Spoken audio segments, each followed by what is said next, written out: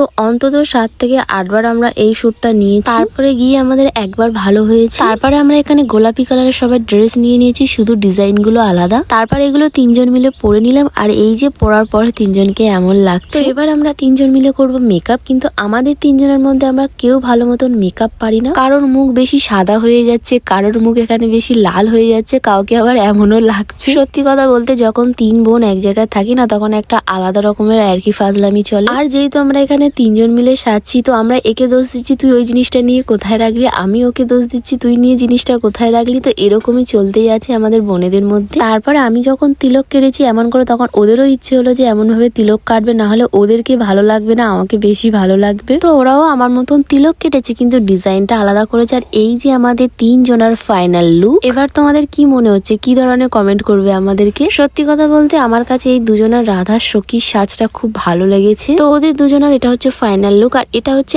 আমার final look. কেমন লাগছে কিন্তু তোমরা অবশ্যই কমেন্টে জানাবে। তো এই যে আমাদের 3 জনের রাধা 2 সখী সাজতে টোটাল 3 থেকে 4 ঘন্টা সময় লেগেছে। আর এটা হচ্ছে ফাইনাল শুট। আর এটা নেওয়ার সময় শুধু কুকুর আসছে, মাথার ফুল পড়ছে। তো যাই হোক, এটা 10 থেকে 12 বার আমরা শ্যুটটা নিয়েছি। আর পুরো শ্যুটটা কমপ্লিট করতে আমাদের আরো 1 ঘন্টার বেশি সময় লেগে গেছে। আর এই ভিডিওটা 1 থেকে 2 দিন বাদে আসবে, তোমরা অবশ্যই দেখবে। আজকের মতন টাটা।